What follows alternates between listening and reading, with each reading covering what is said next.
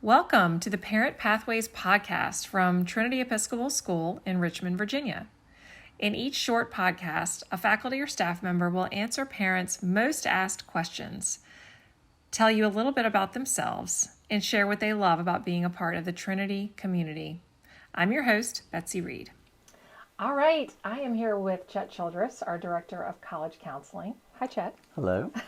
Thanks for being with me. Sure. Chet came on last year to talk about college counseling. And this year I wanted to have him on to talk a little bit about our junior work week, which is what I think is one of the coolest things that we get to do with our students. To send them out for a week to work in a professional environment and take the week off of school. They love that, right? They do. So I thought, especially for new parents, maybe parents who are just sort of signing on to the idea about junior work week, you could kind of tell us what's junior work week all about. Sure. Well, Junior Work Week is our career exploration program. It is a graduation requirement, so all juniors do have to complete it as one of their co-curriculars. It is an opportunity for students to investigate a career of interest, find a job in that area, and then spend a week on site with an employer shadowing that person. We combined it with our college counseling program because what we try to do in Junior Work Week is mirror what they're going to do in the college search and application process. So I don't think sometimes students fully understand that connection, but they're getting sort of a trial run in what they're going to do later on when the stakes are a little bit higher. Sort of a trust the process type situation. Correct, Yeah. correct. So Junior Work Week is a bit of a misnomer because the students do work for 1 week at a location of choice. But we do a lot of activities that lead up to the work week to prepare them to be successful in the week. And then there is a culminating project where they reflect on what they learned on the job, what they learned about that particular career, what it's like to work a full week. And they always come back very tired. Yes, they say it's a different kind of tired. Yeah. And then also what they've learned about themselves. They're on the threshold of getting ready to start a big life change, and that's applying to college. So what a wonderful opportunity to figure out, oh, I do want to go into the medical field, or yes, this is not the choice that I want to make prior to going to college and investing time and money to decide, I'm going to steer in a different direction, which still happens, but we hope it helps them. I think every teacher I've ever known spent some time in an office at some point and said, oh, I want to work with adults or in an office, like teaching is the one for me. So you guys are working on prepping the students right now. I mean, I know we're putting Christmas lights up and we're thinking about the holidays, but you guys are prepping them right now for their week in March, right? What kinds of lessons do you guys do to prep them ahead of time? So we really concentrate on the soft skills because employers now look at that, and even college admissions reps look at communication skills, time management skills, how do you work with others, collaboration, your professionalism, your adaptability to change. So we do a series of exercises to help students become more aware of what soft skills are, why they're important, and what they do here at Trinity that demonstrates communication. So this ties into resume building, which is another skill that we do in Junior Work Week. But looking at the activities they participate in here, whether it's sports or clubs, whether they may have jobs after school, they may take care of younger family members. All of those things are activities that students want to recognize as being very important and teaching them essential skills that are transferable to, whether they want to be a doctor, a lawyer, or an underwater basket weaver. Right. What are the ways in which students can go about finding the best placement for them for the week? So we do give students a career interest survey. So they have some idea of what their interests are and then matches to jobs. I will say a lot of times students will get the list of matches like, I don't want to do any of these things.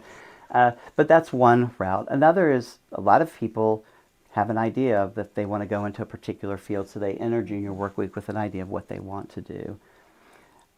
One of the skill sets we work on is networking. So I try to get students to find a job in the Richmond metropolitan area with the help of parents, of course. But who do they know that might work in that field, or who do they know who might know someone who works in that field? as we know how important networking Yes. is. But there are some students who have a challenging time finding anything. We do not leave them out in the cold. I've been working with the Development and Communications Office to build our alumni network of host employers. We will help students find a job for Junior Work Week. So they will get a job. It may not be exactly what they want, but they will get a job to do for the week. So you've been doing this for a long time, Chet. What are some highs and lows, some joys and challenges in the past placements that kids have had? I would say overall, again, the activities leading up to Junior Work Week, there's a little bit of resistance in doing those because they don't fully understand. But one of the things I really enjoy about Junior Work Week is hearing from the employers when the students come back. I always survey the employers, tell me what worked, what didn't. I always tweak a little bit each year based on employer feedback. But we get comments like, your students were so well prepared for this job. Your students really engaged in the week. They asked questions. They seemed interested.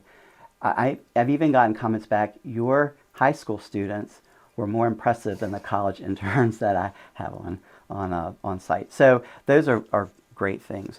But on the student side, we've had students who've been hired by their host employer, sometimes for pay, most of the time as an internship, but they get to continue on in a field that they really like. So 3 that come to mind. One worked with a chef and a pastry chef at a pretty prominent restaurant in Richmond, just kind of fell right into it, loved it, and she was hired for the summer to work there.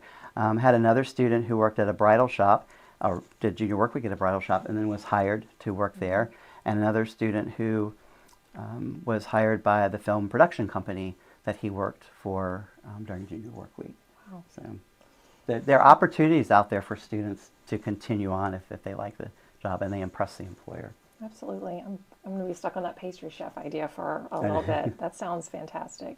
And she ended up going to a culinary school. Yeah. So she found what was a good match for her, went out to Colorado to culinary school. And I'd like to say that she's a chef now. I don't know. I lost track of. Well, if she is, all started here, and I'm sure there are a lot of people who could tell that story. So, very exciting opportunity for our kids. It's going to be happening before we know it. This year is flying by. So, Chet, thanks so much for sitting down and tell us a little bit more about Junior Work Week. Sure. I know if parents have questions or if they want to offer their place of business, Please. as a Junior Work Week placement, they should get in touch with you. Definitely. Awesome. One thing, if I could add, parents are a part of this process. We want them to help students. The one thing I would say is help your student get in touch with people to find the job. Let them make the phone calls and write the emails. Part of this process is getting them to be uncomfortable and feel that now and get practice in that. And but they're the ones who should initiate the phone calls and the emails. So wait, their iPhone can make phone calls? They can. but most time it's texting and emailing, so All we're okay with that. Okay, so we're going to learn that in the lessons in the next few months, that their phone uses, you can call someone. Yes. All right. Yeah. Awesome. Chet, thank you so much for being on Sure. today. And get in touch with Mr. Childress if parents out there have any ideas about placements or want to offer up something of their own. Thank you, guys. Thanks.